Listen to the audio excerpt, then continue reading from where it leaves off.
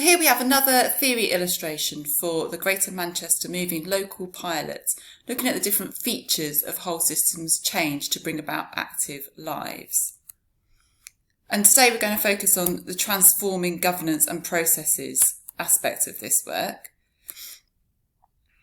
So this is not a very exciting subject, but actually as the local pilot continues, the more we realise that the governance and processes involved in the local areas where they're working do have quite a bearing on what can be facilitated. And the reason for that is because a lot of processes are based on working in sectors and protecting the accountable body within that sector, and they're actually not very well adapted for place-based intersectoral work.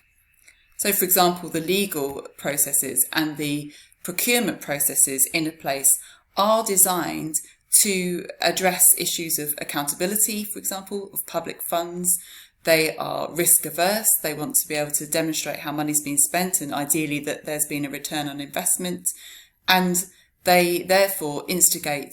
quite a lot of performance management type activities with performance metrics. Now, these are, of course, laudable aims. It's just that as whole systems working begins to realise and accept the complexity in which they're working, by which we mean that there are many, many influences on the ultimate outcomes that we might be interested in, and these are non-predictable, then trying to design metrics or ways of holding single agencies to account start to make less and less sense. So this means that within the local pilot, we've started to recognise that various different groups and partners are finding ways to work around the existing processes and also to change processes. And they're doing this in order to be able to distribute power and resources, for example, from the public sector into the voluntary and community sector.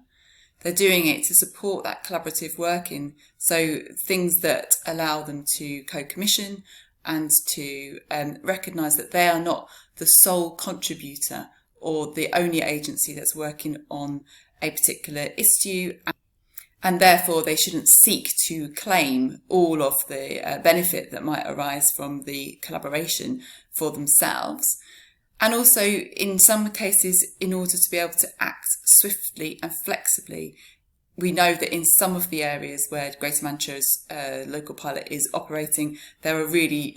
strong bureaucratic processes which take a long time for any partnership agreements to come through. And that is inhibiting people being able to capitalise on the emergent partnerships that they might be forming across their system. So what have local pilot partners been doing? Well, in some cases, they've been setting up governance arrangements with the local voluntary and community sector, who naturally have more flexible, open,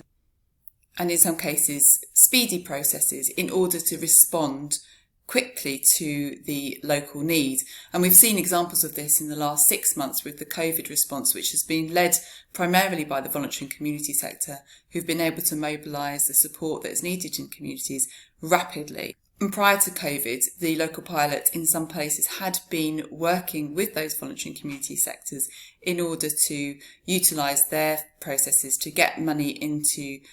the community sector and small grassroots organisations and people coming together who had innovative ideas for physical activity but didn't necessarily have the status as a business to be able to apply directly to public sector organisations. But this type of working around these processes cause new problems in the sense that the local pilots are trying to build and invest in assets. But what we've recognised over the last 6 months is that if we're doing that and identifying assets and strengths in the community via, for example, local insight gathering and selecting people or places to support over others, this could introduce an element of bias within the system where other organisations or people who are not supported could complain that the process is not fair. So what local pilot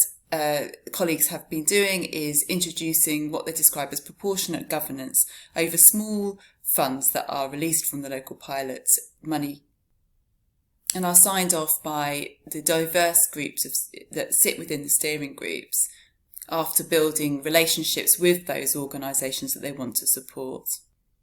So this continues to be a tricky area of the pilot, and one that the groups working across GM are still coming to terms with in terms of the vehicles that will support effective cross-sector working and help to enable active lives.